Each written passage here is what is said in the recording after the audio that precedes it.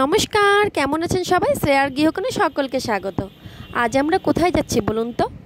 বলতে পারবেন? একটু গেস করুন। জানি পারবেন না। আমি তো জানতাম না যে আমি কোথায় যাচ্ছি। হঠাৎ করে তো রেডি হলাম। বাবা বলল চল কোথার থেকে ঘুরে আসি। আমি বললাম কোথায় যাব এই রোদ দুপুরে? বলল দুপুর কোথায়, বিকেল হয়ে গেল, 5টা বাজে এখন। তারপর রেডি হয়ে নিলাম। বাবা বলল চল এমন এক জায়গায় আজকে নিয়ে যাব যেখানে যাসনি আগে কখনো। আমি বললাম কোথায় সেটা? রায়গঞ্জে কি নতুন কিছু হলো? বললো না না, এ যে নতুন না, এ তো পুরাতন, তাই জন্য তো নিয়ে যাচ্ছি। আমি ভাবলাম পুরাতন যখন যাইনি কেন এখনও। বলল গিয়েছিলিস অনেক ছোটোতে, মনে নেই তোর এখন। তারপর যেতে যেতে আমি একটু ভিডিও করে নিলাম।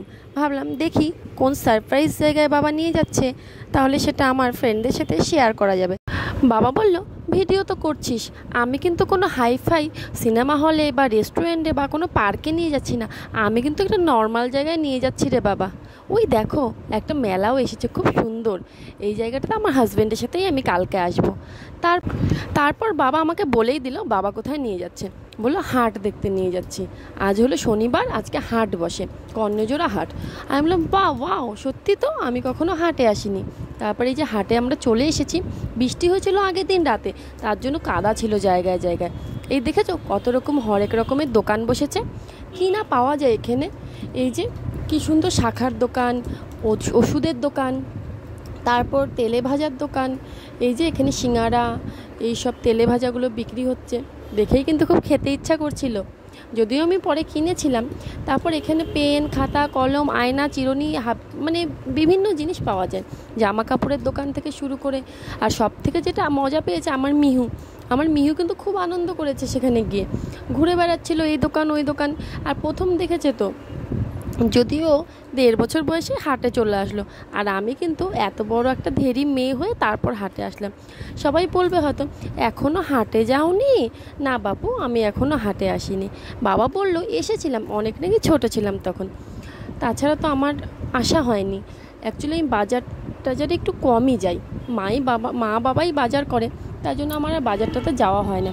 আর হাটটা আমাদের বাড়ি থেকে অনেকটাই দূর, যেখানে এসেছি প্রায় আধা ঘন্টার উপরে টোটোতে লেগেছে, যার জন্য আমাদের কিন্তু হাটে আসা হয় না। এখানে সব রকমের দোকান আছে, ফল, তারপর কাঁচা সবজি, জামা কাপড়, জুতো। এই দেখুন এই সব জিনিসগুলো দেখে না আমার সেই স্কুল জীবনের কথা মনে পড়ছে। আর এদিকটা মাছ, প্রচুর কিছু আছে, সেই টানা, খুরমা, নিমকি, গামছার দোকান, জামা কাপড়ের দোকান, ওষুধের দোকান, তারপর হলো বিভিন্ন রকম কসমেটিকের দোকান, খাবারের দোকান। এইসব দেখে আমি কিন্তু কিনে নিয়েছিলাম হলো জিলিপি, সিঙ্গারা আর গুজিয়া। আর মা কিনেছিল একটু টুকিটাকি সবজি। তারপরে আমরা চলে এসেছি। আমরা মাছ নেইনি, কারণ সেদিন আমাদের নিরামিষ ছিল, শনিবার, তাই জন্য মাছ আনবে না। হাটে তারপর আরও কিছুক্ষণ ঘোরাঘুরি করে আমরা বাড়ির দিকে রওনা দিলাম। আমরা আস্তে আস্তে এই যে সন্ধ্যা, একদম রাত হয়ে গিয়েছিল। এটা আমাদের